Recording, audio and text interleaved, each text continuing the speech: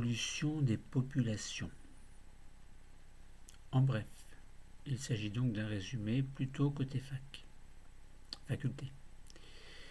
La sélection naturelle agit sur les individus, mais seules les populations évoluent. En effet, l'évolution correspond à une variation de la prévalence des caractères héréditaires de génération en génération. Essayons de voir en bref la théorie synthétique de l'évolution. Premièrement, la génétique des populations qui étudie l'hérédité et la variation quantitative a réconcilié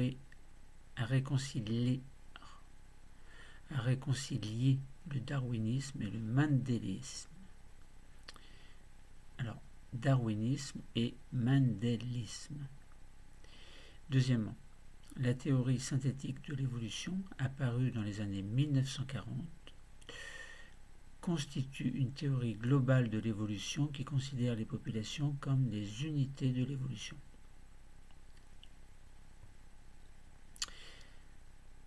Voyons maintenant en bref, même très bref, la génétique des populations.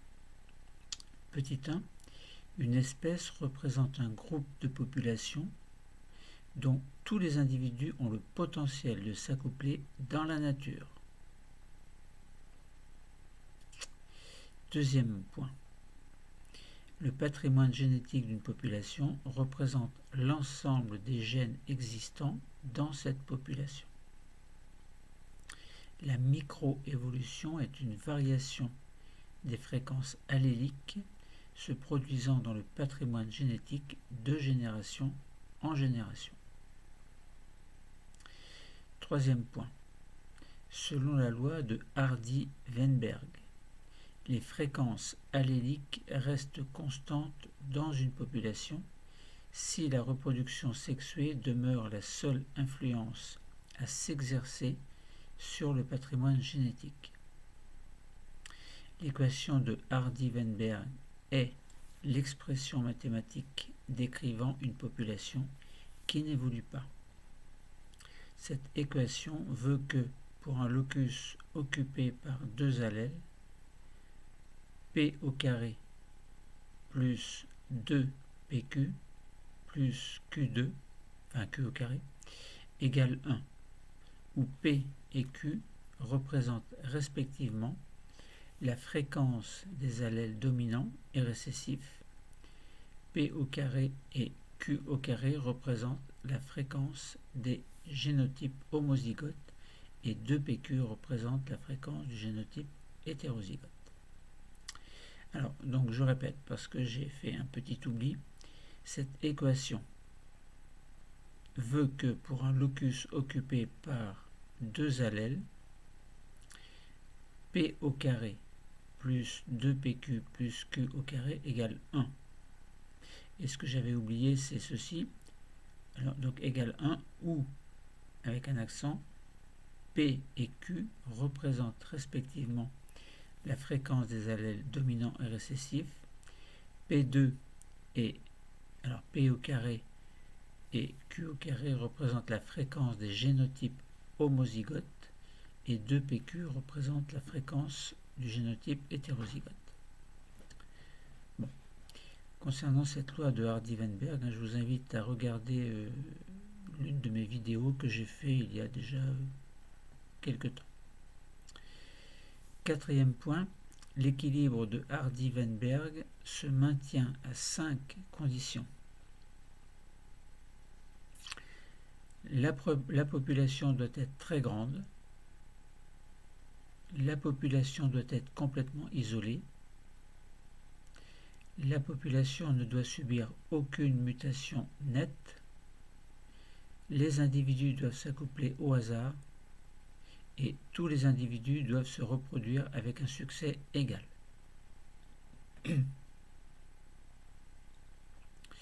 L'équilibre de Hardy-Weinberg est strictement théorique car dans la nature, il existe toujours des facteurs qui empêchent ces conditions de se réaliser.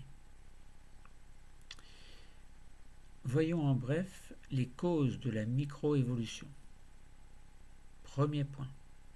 La dérive génétique consiste en une variation des fréquences alléliques se produisant dans les petites populations par suite d'erreurs d'échantillonnage ou d'événements fortuits.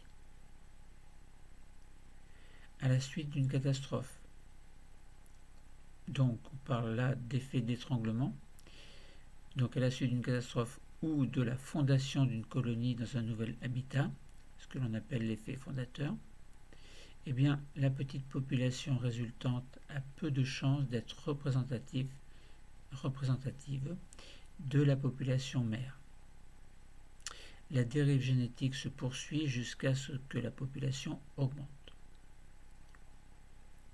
Deuxième point, le flux génétique représente l'échange d'allèles que la migration occasionne entre deux populations. Et troisième point, théoriquement, la mutation peut modifier les fréquences alléliques dans le patrimoine génétique d'une population, mais elle a généralement un effet négligeable à court terme dans les grandes populations.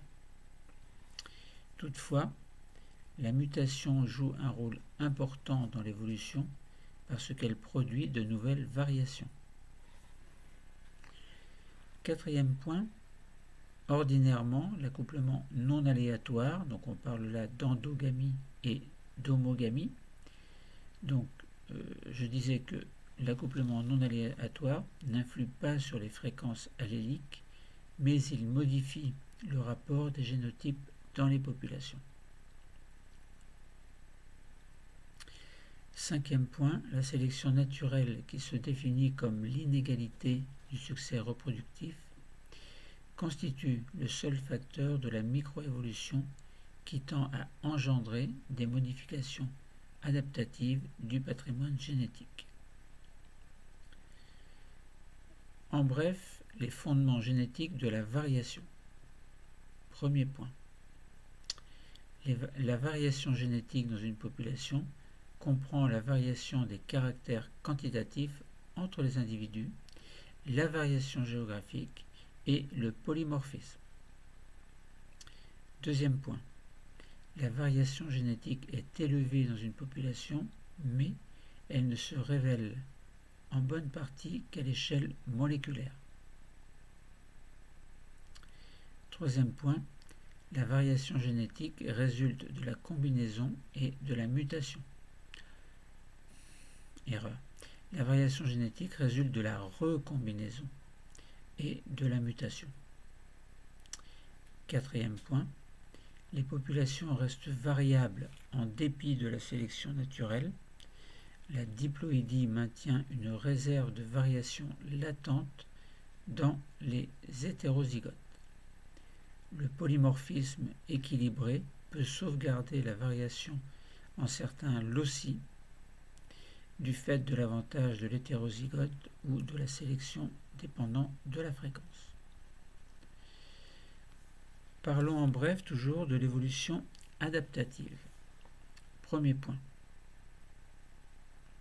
L'évolution adaptative résulte de l'action de la sélection naturelle sur les variations dues au hasard. Deuxième point. La valeur adaptative ne se mesure que par le succès reproductif. Le coefficient de sélection représente la différence entre les valeurs adaptatives du génotype précis ou deux génotypes précis, c'est-à-dire entre leurs contributions respectives à la génération suivante.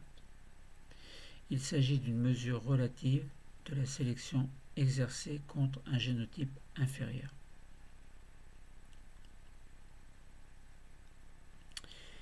Troisième point. La sélection maintient les génotypes favorables dans une population en agissant sur des phénotypes individuels. L'organisme entier fait l'objet de la sélection. Quatrième point. Suivant les génotypes favorisés, on distingue trois modes de sélection naturelle. La sélection stabilisante élimine les phénotypes extrêmes. La sélection directionnelle favorise les phénotypes relativement rares situés à un extrême de la variation. Et enfin, la sélection diversifiante favorise les phénotypes des deux extrêmes aux dépens des phénotypes intermédiaires. Cinquième point. La sélection sexuelle provoque l'évolution des caractères sexuels secondaires. Ces caractères favorisent les chances qu'a un individu de s'accoupler, mais ils ne facilitent pas nécessairement sa survie dans le milieu. Sixième point, l'évolution au moyen de la sélection naturelle ne produit pas des organismes parfaits, et ce pour plusieurs raisons. Les structures résultent de modifications de l'anatomie ancestrale. Beaucoup d'adaptations représentent des compromis. La dérive génétique modifie le patrimoine génétique d'une population, donc la sélection naturelle ne peut agir que sur les variations existantes. Le cours est terminé. Merci.